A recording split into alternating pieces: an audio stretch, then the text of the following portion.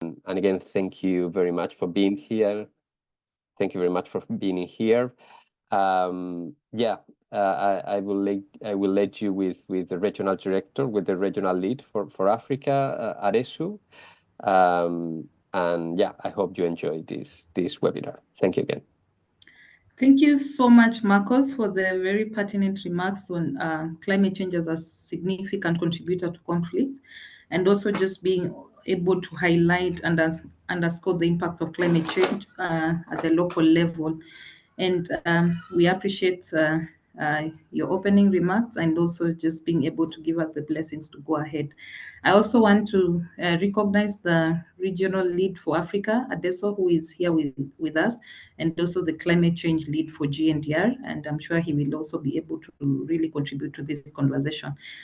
So without further ado, kindly allow me to introduce the first speaker, who is Joseph Sang, a program manager with 11 years of experience, a seasoned multi-thematic program specialist with over a decade of experience in managing complex cross-border projects in the East Africa region, specializing in the triple nexus approach, which integrates humanitarian development and peace-building efforts. He has successfully led multiple initiatives and addressed multifaceted challenges in the fragile and conflict-affected areas. His expertise in integrated programming has been instrumental in fostering sustainable development and resilience in vulnerable communities. Therefore, his skills are cross-border coordinations, the triple nexus approach expertise, and also program management. Kindly, Kira, the floor is yours. Please take it up. Thank you. Thank you very much. Good morning, good afternoon, good evening, wherever you are. As has been said, my name is Joseph Sang from Nairobi, Kenya, but working in East Africa. And I want to take this opportunity to thank GNDR for this opportunity and to thank all of you for participating in this. Allow me to share my screen to make a brief presentation of what we can learn from each other today. And just to mention that I am not bringing anything.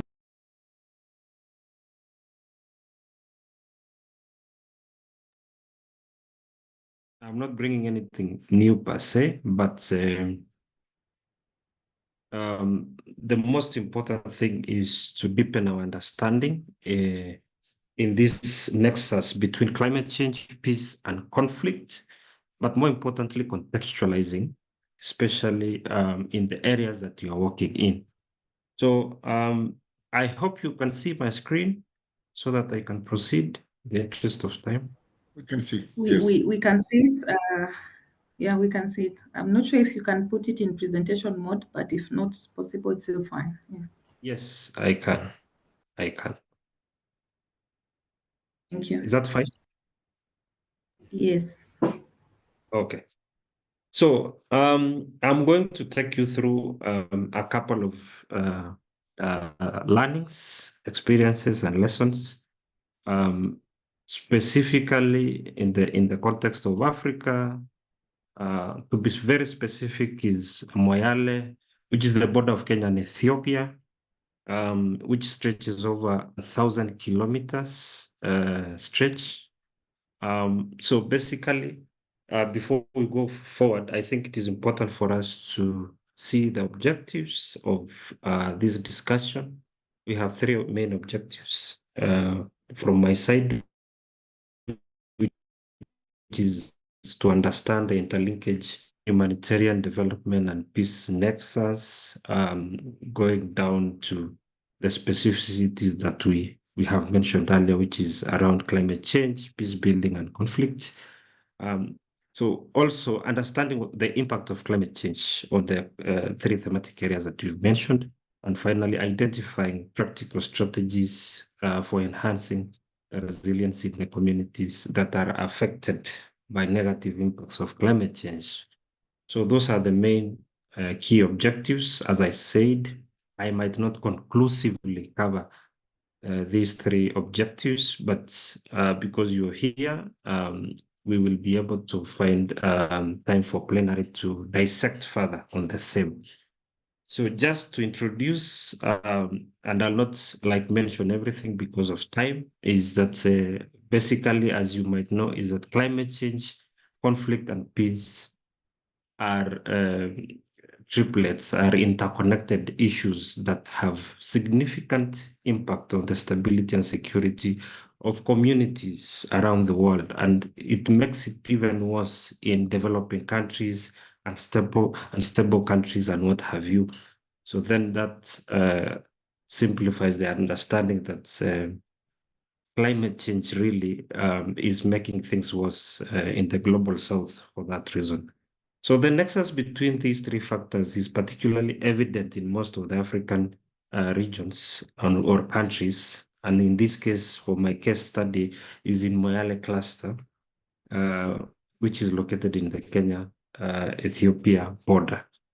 So clearly, just to mention a few things about impact of climate change is that in Moyale, for this case, is that it has been heavily affected by impacts of climate change. The region has experienced prolonged droughts, floods, erratic rainfall patterns, and rising temperatures, leading to, of course, food and water shortage, crop failures, and massive loss of livestock. Considering the fact that most of the families, communities living here are pastoralists, up to 95% of them. So these environmental challenges have had direct impacts on the livelihoods of local communities, many of whom majorly depend on pastoralism. As a resource becomes scarce, competition of water, land, and other essential resources has intensified, leading to conflicts between different ethnic groups. So you can see now that the overstretch of resources, especially the natural resources, has directly impacted conflict and peace, where now people have to scramble for the little or no resources for their survival. Yeah, so as a continuation, I think the competition for the limited resources, as I said, has fueled intercommunal conflict, cross-border conflicts. And in this border, we have majorly Kushaiti communities speaking different dialects, but almost the same language, but occupying either side of the borders. But since the border has divided them, they have had different political orientations. There has been consistent and persistent ethnic and cross-border conflicts, which is stemming from, of course, dwindling resources, which is land, water, grazing rights, and what have you. In addition to exacerbating conflict, climate change has also had negative impacts on efforts to build peace and reconciliation. And this is explained better when you find that most of the resources and time has been diverted to attending to the fragilities that come with climate change, as opposed to building structures and sustainable mechanisms for peace and reconciliation and peace building in general. So that peace building has been given a second-hand attention, basically because there are other serious fragilities that have come because of climate change, and therefore peace building is not really a priority to that, so that people don't have food right now, people have lost livestock, people don't have opportunities and jobs and what have you. So the environmental challenges facing the region has strained the capacity of local institutions and authorities to address the root causes of conflict and promote sustainable development. So in this case, if you look at the authorities, both from Kenya and Ethiopia, they have been overstretched over time because of climate change. The adversities, the fragilities, the intensities of those fragilities has really overstretched the capacities of local and national governments and even regional governments, including the non-governmental organizations and CSOs, to be able to address these issues. So it has become bloated to an extent that they cannot be able to attend to them. So the lack of enough natural resources also, or rather all the resources, infrastructure to support conflict resolution and peace building efforts has made it difficult to address the underlying drivers of violence and instability in the region that I'm talking about. So specifically, the climate change issue has directly impacted a couple of natural resources, which in turn is spiraling all these nexus that we are talking about. The first resource, of course, is water, which is very essential, especially for pastoralist communities, for their pasture and also for feeding for watering their animals. So climate change has resulted to erratic rainfall patterns and prolonged drought, reducing water availability. This scarcity has intensified competition over resources, often leading to conflicts between communities. So the well-being is now limited access to water, especially clean water, leading to poor health, poor hygiene, poor agricultural productivity, exacerbating poverty and food security. The other item is pasture and grazing land, which has been adversely affected, where now we have increased temperature, altered precipitation, degraded pasture lands. This has now forced pastoralists to move from one region to the other. Now that leads to territorial conflicts between the communities, and the well-being is that the animal health and productivity has gone down to an extent that it is no longer viable to do so. Agricultural land, the same, and lastly, the forest and biodiversity, that deforestation and habitat loss due to climate change, human activities has reduced biodiversity and availability of forests, such as firewood, medicinal plants, and what have you. So in this case, as an alternative source of livelihoods, most of the communities in these regions have resorted to deforestation, burning charcoal, selling firewood as an alternative source of livelihoods, because they have lost actually up to 70% of their livestock based on the research that was conducted last year, late of last year, 2023. So to put Moyale into actual perspective, I took a small excerpt of an example of what is happening currently based on the so in Moyale County, for example, pastoralist complex landscape. So Abdi, the real name, an experienced herder, knows that their way of life depends on availability of grasslands, which is no longer there. So availability of grassland and water, but accessing the resources has become increasingly difficult as pastoralists face numerous obstacles. As you can see, the impact of these challenges is evident in life markets. As I said, it is up to 70% of life that has been lost for the last 3 years to drought, even to floods. In most of the stretch between Kenya and Ethiopia, which is around 1,000 kilometer stretch. Yes, so water scarcity is particularly problematic in Moyale, where vital water sources like water ponds, water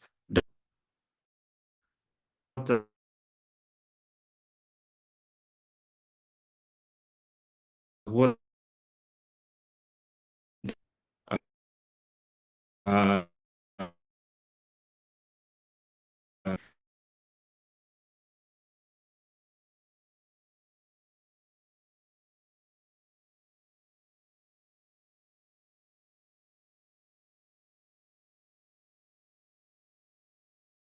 1,000 cattle, and this is just statistics that were carried out last year as part of the census that was taken. Yeah. So in addition to that, we recently had El Nino in 2020.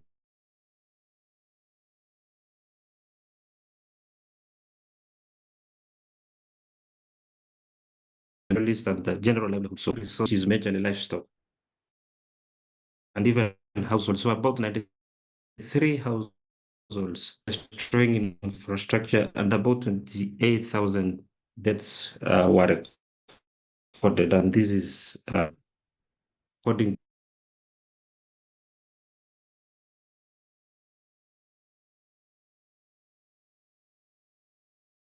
to acted another NGOs that so wanted for this case. I say the conflict and climate change. It's connected to the HDP Nexus, which has been researched and tested to be part of the solutions towards addressing side effects of climate change as combining together with peace and conflict. So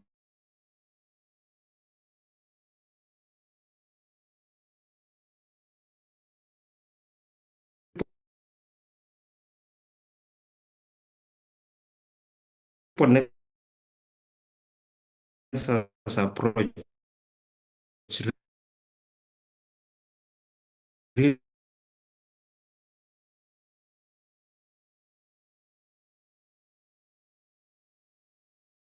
dialogue around the fragility that the communities are facing. So strategically, I think the first thing is to promote and enhance community-based natural resource management, which is actually saying that utilizing the little existing resources to serve the communities in a manner that is equal, equitable, and also fair. So inclusive decision-making over the same, including bringing together marginalized communities to be part and parcel of planning and managing resources to promote ownership and reduces conflicts at the end of the day. The other thing is conflict resolution mechanisms, and it means strengthening the local systems or the local-led systems, which includes the traditional and indigenous ways of solving conflicts.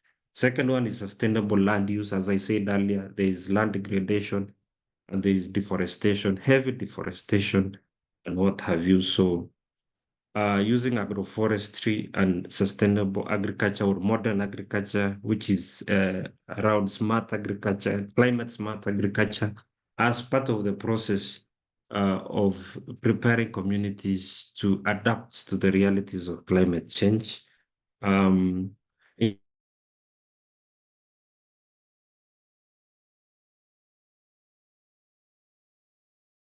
Of these areas and regions, there exist integrated resource management structures at the local level, but they are weak and supported and what have you. So what is required now is to enhance and continuous support of the same.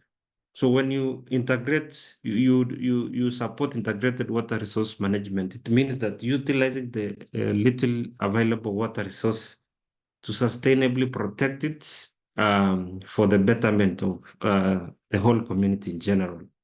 The other one is climate sensitive conflict analysis. So periodical and routine conflict analysis with a lens of climate change and climate adaptation really helps in bringing together concerted and coherent approaches towards attending to climate change shocks. The other one is capacity building, and this is very broad. I might have not really captured it well, but capacity building and education is a very important but broad concept that is very helpful when it comes to helping communities realize that climate change and the fragilities that comes with it is a reality, and therefore they need to adjust and fit into the system and change their ways of doing things, behavior change, diversification of livelihoods, and finding ways of disaster preparedness, disaster management, and what have you. So it is a whole concept that requires a lot of dissection in there. So the other thing is under policy. So for long-term engagements for sustainability, I think that governments should play a bigger role, and the best way they can do that is when policy engagement comes in, and therefore having multi-sectoral approaches to ensure that climate adaptation, climate mitigation, and peace building are all combined together as part of the policies, and the policies can come in from the local level. Like in Kenya, we have the county governments and we have the national governments. In Ethiopia, we have zonal, we have regional governments, and we have the federal government. So policies can come in those different levels. And we also have regional institutions such as IGAD, African Union, SADC, and what have you. So those are some of the plugins that some of the interventions can be put in place. Lastly, but not least, is around livelihoods. Diversification, as I said, is that overdependence, especially by most of Horn of Africa communities who are pastoralists, is over-depending on pastoralism and nothing else. Now, with the coming of climate change and its realities and fragilities, is that there is dire need to help communities see the importance of livelihood diversification in there, that beyond livestock, there are other things that they can do, including business, including farming, including other things that can give them sources or can provide sources of livelihood. It takes time, but it is something that requires a lot of attention, a lot of resources, and a lot of partnerships and collaboration.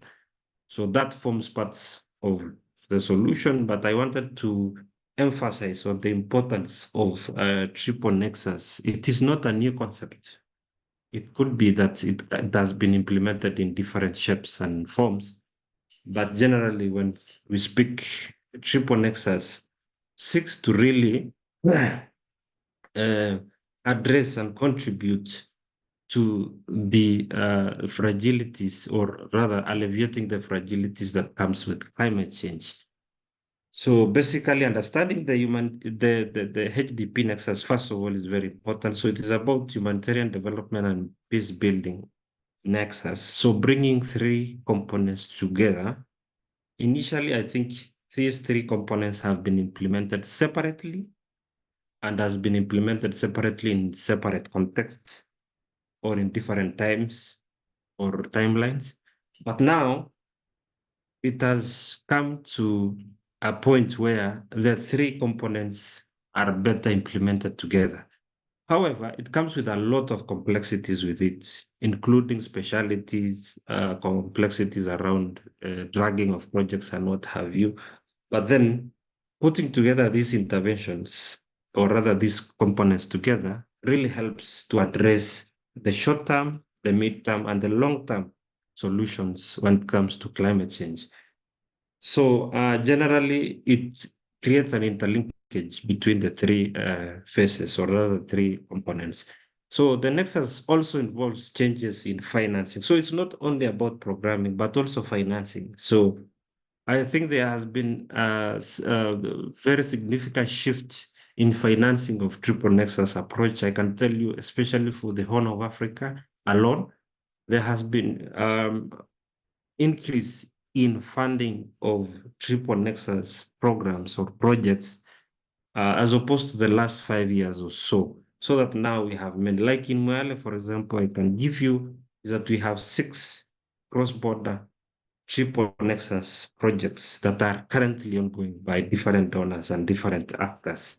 So it is also about financing, and it is about flexible financing, putting in the crisis modifier, emergency funding, because again, when you are doing triple nexus, it is about...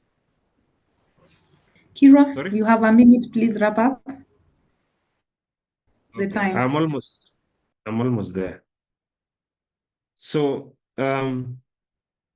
this is part of the solutions, as I said, and it is subject to debates. I'm happy that we have experts here. We can still debate and dissect on this. It is also about contextualizing what works in different contexts. So it's up to us to decide what works for us and what have you.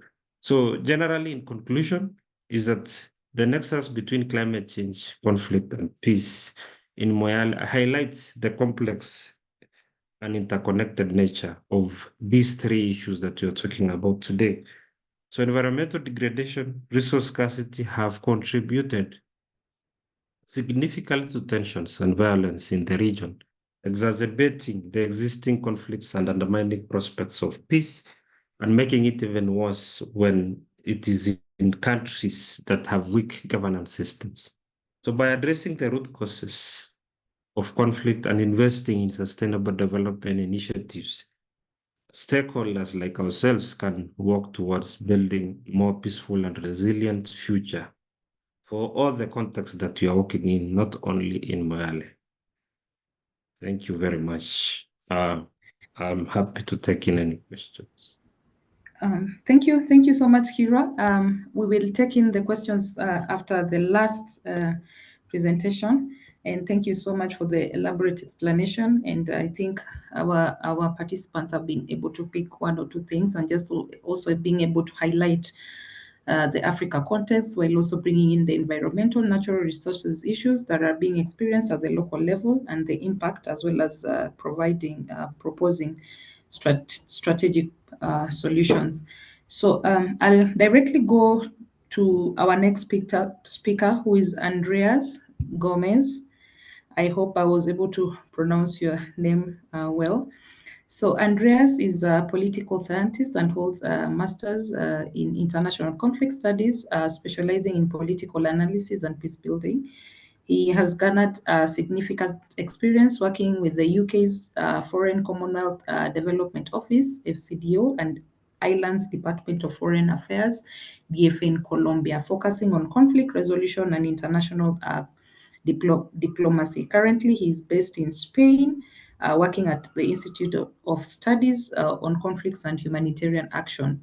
His current research examines the humanitarian development and peace nexus in relation to mixed migration flows in Latin America and the Colombian context. So welcome, Andreas, and kindly take it over as we get to learn from the America and the Colombian context. Thank you very much, Pauline. Can you hear me properly? Yes, we can. Great, perfect. Well, thank you, and thank you to GNDR for the invitation. It's a pleasure to talk to you and to be able to share the experiences that we've learned in Latin America. I've seen that some people from Latin America have logged in, and I'm very grateful for that, because I know that it's extremely early in Colombia, in Bolivia. I've seen people connected from these countries, so thank you very much. And also thank you, Joseph. I found your presentation very interesting, and I think that even though the Colombian case is quite different, and I'm going to talk about it in a moment, the lessons that you've shown are quite similar to the lessons that we've learned also studying the case of Colombia and Latin America more broadly. So let me just share my presentation. Let me know when you can see it, please. Can you see it already? Yes, we can see it. Okay, perfect. Okay, so basically I'm going to talk about our experience with the Nexus in Latin America and what from my institute we have learned. And I'm going to focus mainly on three questions. The first one is what is the role that local communities, civil society organizations, and governments can play to address the interconnection between climate change and conflict? And how can the international actors support these efforts? And the third question is, what are some of the best practices and lessons that we have learned by trying to implement a Nexus approach, and how can that inform future strategies that can be applied, hopefully, in other regions of the world? What I'm going to talk about is based on three studies. None of them looks directly at the nexus between climate change and conflict. However, climate has been a part of these dynamics that we are looking at. Many of the projects implemented with a nexus approach have to do with climate. So I'm going to basically draw what I say from these 3 studies that you can see in the screen. The first one is the one that we did a couple of years ago in 2021 on the nexus approach in the context of mixed movements from Venezuela. The second study that we did that has some links with the nexus, especially with the part of multi-actor coordination, has to do with the revision of the coordination mechanisms for mixed movements in Latin America and the Caribbean. And the third one, which we have not published yet, but we hope to publish it in a couple of weeks. And this is the report that I'm taking most of the lessons from, is the triple nexus approach applied in Colombia. So let me start just with one example that we've seen out of this report, and perhaps many of you know about this, but Colombia, and perhaps this is the first difference with the Moyale case, is an extremely biodiverse country. Huge forests, 50% of the country covered by the Amazon jungle. But during the peace agreement with the FARC, we noticed that as violence was decreasing, deforestation started increasing significantly. You can see the data here. The peace agreement was signed in 2016, and in that year, the hectares deforested in Colombia went from 50,000 hectares to basically the double, 109,000 hectares. And as violence kept decreasing, deforestation kept increasing. And this, trying to understand this phenomenon implied acknowledging that in the regions where there was conflict, where the FARC guerrilla had a strong presence there, they had enforced rules that protected the forest due to strategic and ideological motivations. For example, strategically, it was convenient to have a forest, a lush jungle where you could hide from the state forces, but also the FARC had a conception of kind of environmental protection that, in many cases, with some contradictions, of course, but they had established rules that restricted the chopping down the forest, that forced the communities to try to use the forest in a sustainable way. And as soon as the FARC demobilized and left those territories, there was a huge power vacuum in these areas. And the power vacuum was filled with new actors, some already local and some new actors in the field that changed the rules and changed the governance structures in these territories. And that change of governance led to the rise of social and economic practices that were damaging to the environment. So here you can see 2 maps. One is the map showing the FARC's presence in 2015, and the other one, the deforestation areas in 2017. And you can see a correlation there, basically in these over here, this area over here, and these 2 over here. The FARC had a strong presence, and once they left these regions, deforestation skyrocketed. Some of these social and economic practices that started causing deforestation were mainly extensive cattle ranching, illegal mining, logging, and coca plantations. So here you can see 4 pictures. Some are from International Crisis Group, which did an amazing study on the issue, and some others are mine from field visits. And what you could see is that given that the FARC were no longer enforcing the rules in these areas, many actors started grabbing lands that were before forbidden. You couldn't access to those areas due to security reasons, due to the presence of the FARC, etc. But now they were free to grab by new actors who started introducing cattle, who started introducing other illegal businesses. And in many cases, these activities were just like fronts to cover up more sophisticated operations of land grabbing and speculation. So basically, in order to address this issue with the environmental protection in a scenario of post-conflict, there were many challenges, and there were some starting points. So first, it implied adopting comprehensive approaches for local development in order to try to, through local development plans, reduce deforestation and work with communities. Second, promote legal and sustainable economic opportunities for these communities in order for them to protect the forests rather than destroy them. And the third element was try to reduce both the likelihood and the impact of the armed conflict in the environment. And in this regard, the Nexus approach has been extremely useful.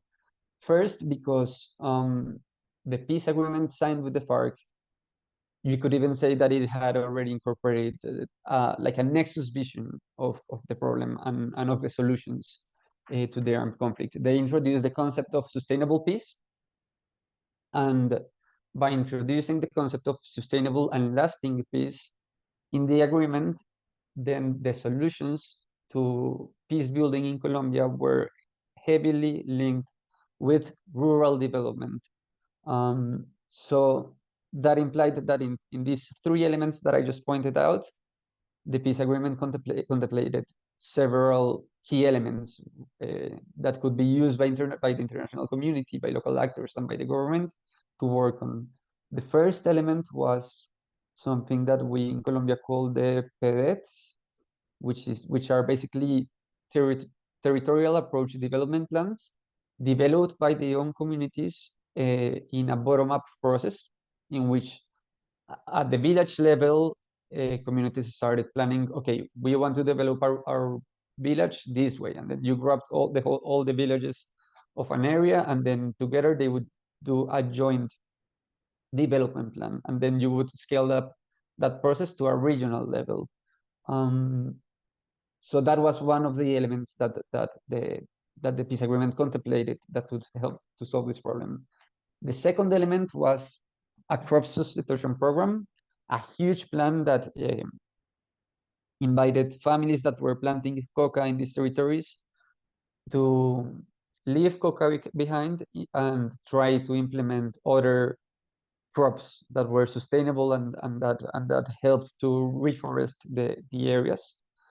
And the third element had to do with trying to reintegrate the FARC ex-combatants in a way that also helped to protect the environment. And that's where the UN Trust Fund comes in. So we have already signed this peace deal. We have already several commitments to implement the agreement. And now we need the support of international actors, and we need to figure out ways in which we can all work together towards these objectives. And one of the examples of a triple nexus approach that we were able to find in Colombia, and many people have already written about this, so there's a lot of literature in case you're interested in this case, is the UN Multi-Party Trust Fund that was elaborated, that was built together with like many of the UN organizations that have presence in Colombia, the Colombian government, and several donors, mainly European donors, but you also get Asian donors, American donors, etc. They built up this trust fund that, since its beginning, given the issue with the environment that we had already noticed how the deforestation was peaking, they introduced an environmental transversal approach across its programming, which meant that every project approved should count with an environmental risk analysis, should it integrate and implement mitigating measures, should also provide training on national legislation on environmental protection, because in the Colombian case, you have a very sophisticated legal apparatus to define which areas, depending on how biodiverse they are and what role they play in climate change. Some are more protected than others. You have national parks. You have other areas where you can only execute and carry out some very, very specific activities that are environmentally friendly. And then you have the regular areas where you can practice traditional agricultural methods, etc. And the other element was try to promote in all the programming across all the types of projects that the fund funds, including reintegration programs, programs related to the victims and to truth and reconciliation, programs on local development. They should all promote sustainable practices. So this was quite an innovative approach in which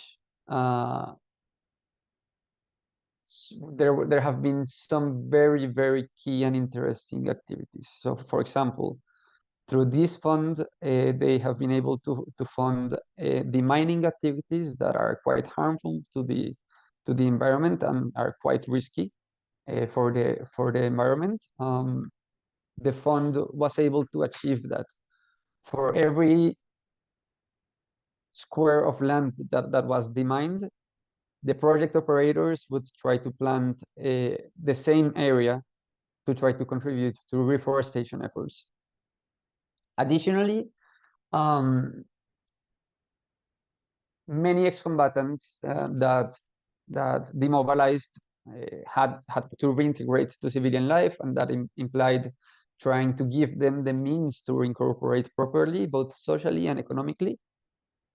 And the way to do that was through reincorporation sustainable projects. So both individual and community projects. So for example, many of the ex-combatants would gather and say, we want to stay in this territory, this biodiverse territory. What can we do in order to stay here? So through the fund, many of these ex-combatants were able to develop economic initiatives that included, for example, ecotourism. So they would, for example, bring tourists to the areas they once held for them to go bird watching or for them to do rafting in the rivers, etc. And that was a way to promote environmentally friendly practices. Also, they would implement different projects with cacao or with coffee and implement sustainable practices to have these crops. So this was a way to ensure that you could work on two objectives. One, protect the environment, and two, try to guarantee that the people that had already left the parks and that were reincorporating to civilian life had the means, both the social and economic means to do so. The third element was to work with the families that were cultivating coca, which is extremely harmful for the environment, to try to replace these crops with other sustainable economic alternatives. That includes, for example, ecotourism too. So in the picture in the top left, you can see a mountain. And it's a very interesting mountain because it has very ancient tribal paintings, and we have not been able to trace how old these paintings are. And the forest that you can see around the mountain used to be all coca. So there was no forest there, basically. And through this fund and through other similar initiatives that implement the Nexus approach, these farmers have been able to regrow the forest and substitute the income of the coca business through ecotourism. So that has been quite an interesting approach that has worked in many areas in Colombia. Additionally, as I was mentioning, the fund has also supported communities in the process, in the participation process, to elaborate their own local development plans. So the idea behind this is that if you are able to ensure that the local communities are the ones who define how they want to live their future and how they want to develop their own regions, then you ensure that through this political participation and grassroots development approach, you avoid future conflict. And that's a strategy that has been implemented with some hiccups and with some backlashes, but quite effectively in Colombia. We just ended a couple of years ago the consultation processes, and now we are trying to implement the first steps towards those to push forward these communal agreements. So, for example, in some communities, the fund has provided some villages with the means to replace their coca crops with coffee or with cacao, and that has implied investment in roads, investment in technology, investment in training on accessing to both rural, national, and international markets. So in that way, the fund has been able to support a local approach that is able to put first the environment, as now they can focus on their own development plans. And another interesting approach is that all projects try to promote in any way or another training on risk management, on environmental legislation, natural heritage, etc. So these have all been key measures in order to try to ensure that we first acknowledge the interconnection between climate change, conflict, development, and risk management. And second, find innovative ways in which you can use peace and development funding to ensure that you protect the environment. And basically, these are the results. So I was showing you earlier the chart on how deforestation had skyrocketed, no? Now you can see in 2023, we saw a decrease in deforestation rates of 36%. And this, of course, is not only because of the Nexus approach or because of the trust fund. There are many reasons. But it's worth noting that when these numbers were revealed in the presentation, the Minister of Environment, Susana Muhammad, said that she had identified that there was a direct association between peace and the results on deforestation. And she said, conditions of peace generate reduction. And what you can Andres, take. You Yes. have 3 minutes. Perfect. Okay. So basically, what can you take out of it? You can take that in the absence of conflict, but when the conditions of conflict are still there, you get environmental damage. And that's what we saw with the case of the FARC leaving these territories and creating a power vacuum. But second, that if you create those conditions of peace, addressing the key issues that create conflict, you also get better results on deforestation. And these are some of the 3 lessons that I just want to share in the remaining 3 minutes. First, that joint efforts between the government, the UN system, donors, and local communities have made the projects more sustainable. And through this approach, all the actors can find a positive role to play. For example, the UN can provide coherence for all its programming. The government can align the national priorities with the international commitments on deforestation. Local communities can actively participate in designing and in implementing the projects. And the donors get a space in the trust fund in which they can also coordinate their own portfolio with which is sometimes conflicting with the other donors. Also, that deforestation has been reduced working directly with the communities and agreeing on sustainable sources of income, which is the contrary of other approaches that have been tried in Colombia before, which are mainly militaristic approaches. And at last, that the Nexus programming is possible when there is funding flexibility. So the trust fund has been able to align and to make more flexible the funding on peace and on development. And in that regard, they've been able to carry out more sophisticated, complex, comprehensive, and long-term projects compared to what they have tried before.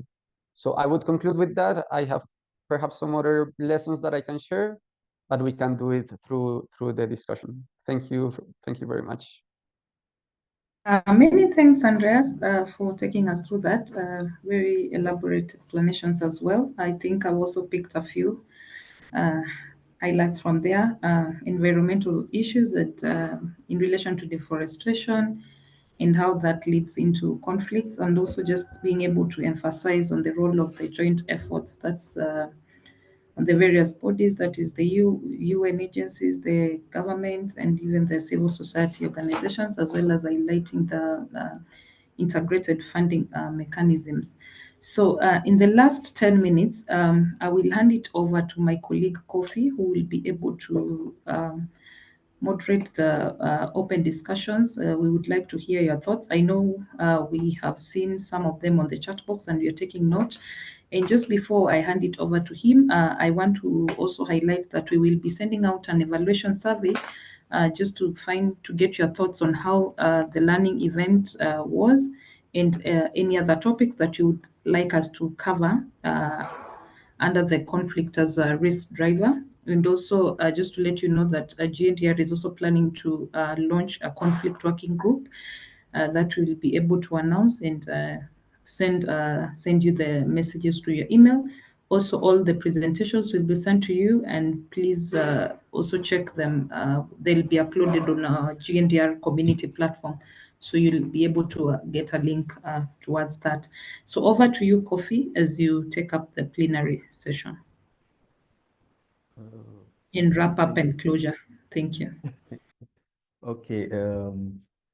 Thank you, Pauline, for handing over to me. And I would really like to thank our two presenters for their clear and elaborated presentations.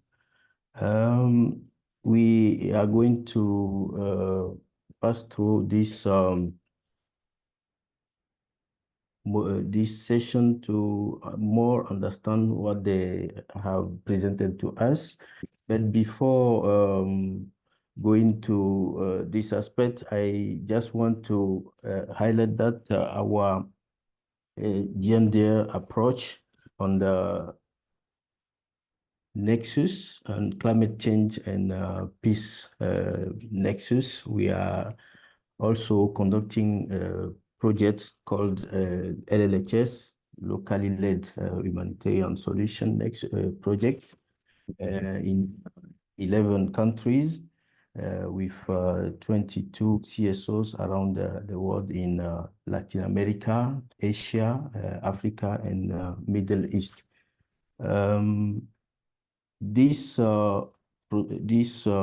approach aim to build and achieve the community resilience to natural resources and in a fragile context affected by climate change. And quickly, let me tell you that this project have two specific purpose or key objective of the project. To strengthen local capacity of CSO and community in 11 fragile contexts, to lead locally led humanitarian action that build community resilience in link to longer term develop and peace building, and also promote learning through learning thought leadership and best practices has been added and disseminated on the implementation of local led dependencies intervention that address climate change impact in a fragile context. In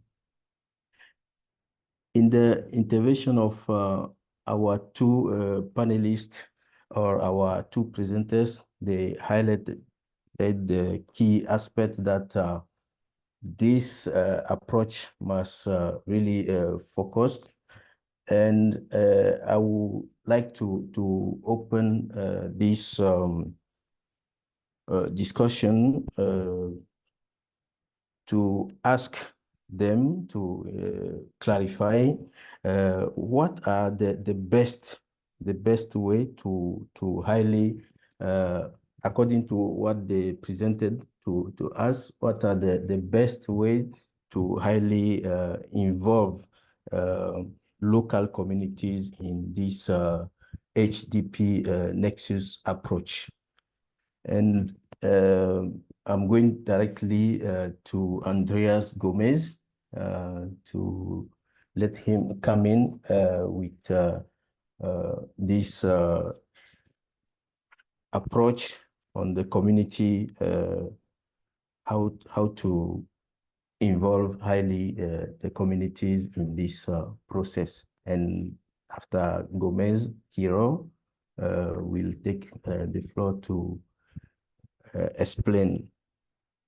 And then I'll be coming with some other questions that the participants are popping in the chat. So Andrea Gomez, you have the floor, please. Okay, thank you very much for the question, and I think that the Colombian case can provide some lessons on the best way to involve local communities in the Nexus approach. I think that one of the best practices in this case has been to understand that the role of the communities is not passive but rather active in environmental protection. And that it is through their design and active political participation that they can get involved and get committed with the environmental protection. So what the Colombian government, along with the international organizations, have tried to do is to get them involved actively through what I was saying about what I was telling before about the locally led development plans. So it involves finding ways and developing methodologies for an active participation in the designing on the development plans of the territories through bottom-up processes. But also it's key to provide the means to do that. And on providing the means, I'm talking about guaranteeing at least some sort of security conditions for active, sincere participation, because in many areas, communities are forbidden to assume that role due to security reasons, but also the economic means to be empowered as citizens. So one of the approaches that I didn't include in the presentation that has worked has been to involve the communities through cash programming, in which communities get to protect the environment and get paid to protect the environment if they achieve certain targets. So I think that participation should be active and should be promoted, and they should participate in all the phases: the design, the implementation, and the monitoring of the Nexus programming. But also there's a duty of the government, the international community, the UN system to try to guarantee the means for effective participation. That's what I would say, and to try to keep it short. Let me know if you'd like me to extend it a little bit further, but I think that there are many questions too. Thank you very much, Andreas. Mr. Kiro, do you want to jump in and give some key aspect in 2-3 sentences to highlight the community involvement? Yeah, but majorly, Andres has mentioned most of the things, but generally in amenities, that communities, for this to happen better, is that they should be put at the center of all the conversations and planning and interventions that happens, so that we employ multiple approaches, including participatory approach, meaningful engagement approach, social inclusion and gender inclusion approach, including those who are marginalized. So to be able to reach all the communities, there has to be social inclusion and social and gender inclusion approach that covers everybody. Beyond that, communities should be able to sit at the design stage where the project interventions are being designed. The other thing is that interventions should be adaptive in nature so that they should not be rigid, considering the reality that most of the fragilities that happen because of climate change are very dynamic, and therefore intervention should be very adaptive in nature. Thank you. All right. Okay, thank you very much. You highlighted the key inclusive approaches, gender, the most vulnerable groups. Yeah. One thing I really want to understand is from the participants level, they really appreciate the key studies that you presented and the experiences. But what is the game changer from the experience, these experiences you presented? Can you point out one or two things that are really the game changer? And also at the HDP Nexus perspective, what do you think is what have been done differently to really focus on the HDP Nexus approach in your various experiences that you presented?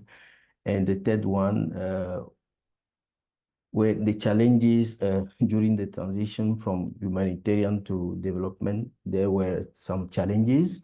So we want to point out the key challenges that you faced in this process so that we can learn on these challenges. So I would like to invite Kiro to really point out these key aspects. First, the game changer, and also the different approach, the Nexus approach, and also the key challenges.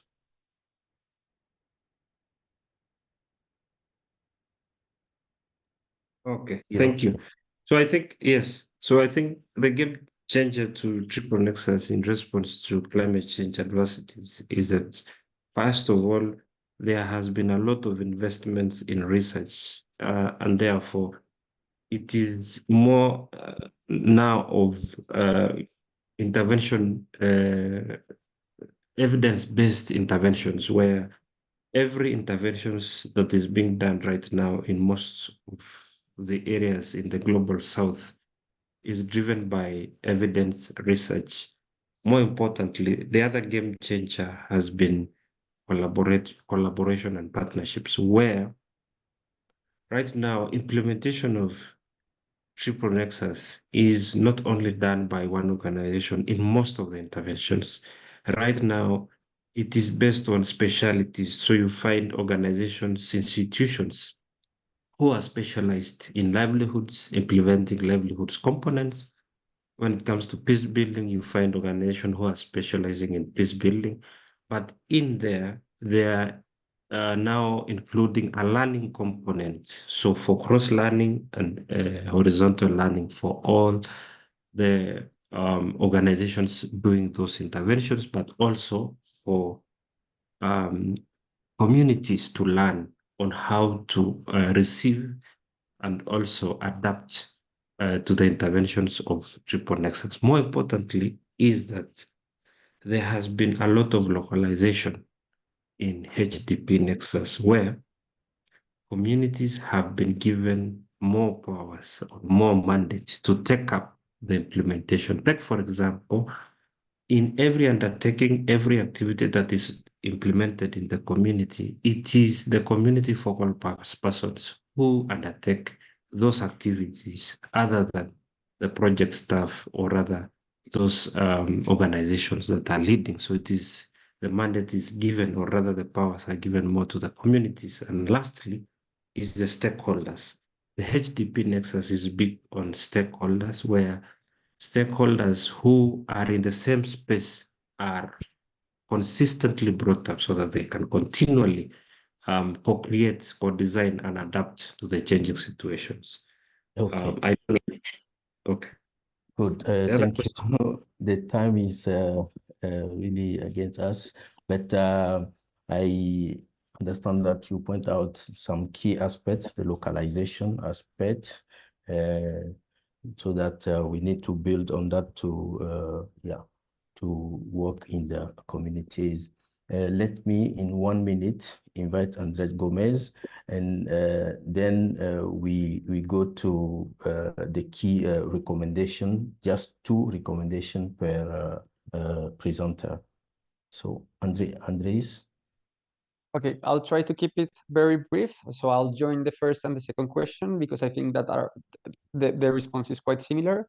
I think that the game changer and what has been done differently in this case is first that the peace agreement signed between the government and the FARC was really comprehensive, and that was a huge effort that allowed to interconnect many things that in Colombia we sometimes assume that they were interconnected, but this was a proper, official, and legally enforced agreement that acknowledged them and that said, in order to have sustainable peace, we need to protect the environment, we need to bring development through rural communities, and we need to solve humanitarian issues. That was the first element, because it allowed all these actors to work together these objectives. The second element, which I think that has been key, is a political element, and it's being able through this fund, the trust fund, to get the commitment of the national government on these objectives, because the national government has changed already 3 times since the peace agreement has signed, and in one of these times those opposing the peace agreement were the ones who got into power, who got the presidency. But being able to push a political agenda which joins peace, development, and humanitarian issues and says, hey, national government, you are new, you are against this agreement, but you should at least implement A, B, C, and D, has been very useful to ensure that these alternatives are being sustainable. And the third question, just very quickly, I think that there has not necessarily been a transition from humanitarian funding to development funding. And I think that that's part of the key element of the Nexus, is acknowledging that there shouldn't be a transition per se, but that both things can be worked at the same time, because humanitarian issues still persist in Colombia. But given that these issues are caused mainly by a protracted crisis, these funds have been able to, for example, work in ways in which you can promote the development of local communities while also trying to cover the humanitarian necessities. And the perfect example is when you replace your coca plantation, you stop getting the income and the revenue of the coca. So that limits your capacity to get food, for example. So all these projects have incorporated food security elements to ensure that the people are able to leave the coca crops behind while still being able to be healthy. I would conclude with Andres, so as we are running out of time, so quickly, 2 key recommendations that we have to take as a takeaway from this session, from you, and then from Kiro, so that we close the session. Okay, perfect. So what I have found, what we have found during our research is that the merge of the Nexus is starting to be there, and as people know more about the Nexus, they find it more convenient and more useful. So one key lesson is try to carry out strong activities to train local organizations on the Nexus, because that really helps to ease this approach and to promote these types of projects and this approach that is useful beyond programming. And the second is that you may have people and actors knowing about the Nexus, but it is extremely hard to implement if you don't enable the means to do so. And that is a message to the donors to insist, and we insist in that, and I'm sure Joseph will agree, flexible and multi-annual funding is fundamental for the Nexus approach. Without it, it's really hard to carry out sustainable long-term planning. Okay, so multi-annual funding is very fundamental for the Nexus approach. Thank you very much, Andre. From Kiro, just one or two things that we close. Okay, so key lessons for me is continuous learning for HDP is a very flexible, dynamic, fluid component concepts that requires a lot of continuous learning. Secondly, is ownership of key stakeholders and communities. So in implementing, conducting such intervention or designing, it is important to take care of ownership where communities take charge, take lead, and so that it fosters sustainability and even durable solutions. Lastly, is on again scaling it up in long-term engagement, where we have long-term engagement beyond short-term, 3 years, 5 years. So having more than 5 years really creates more impact than short-term, like 6 months and what have you. So long-term program for this is a good lesson for huge impacts to be measured. Thank you. Okay, thank you very much, Kiro and Andre Gomez. We can notice that you came up with some key recommendations, learning, ownership, and also longer-term action in the communities to make sure the HDP Nexus works. So thank you very much for your presentation and your key element that you share with us. I'm going to hand over to Pauline to continue with this closing session aspect. Pauline, you have the floor. Sorry. So thank you so much, Kofi, for taking us through the question and answer session. My sincere apologies that we were not able to answer all and even get your voices. I see some people have been able to raise their hands, but we are very hopeful that we will be able to have longer conversations during the working groups or again in our next learning event. We also apologize for extending just a little bit by about 10 or 5 minutes. We really apologize, but I think we've picked one thing or the other, and I think the conversation has been very interesting. So I wish you well. Have a good afternoon, good evening, or yeah, thank you all, and see you in the next one. Goodbye. Thank you very much. Thank you very much. It was a pleasure. Have a good day. Thank you and goodbye. Have a nice day. Thanks to the interpreters. Bye-bye. Merci à Komla et Kiki.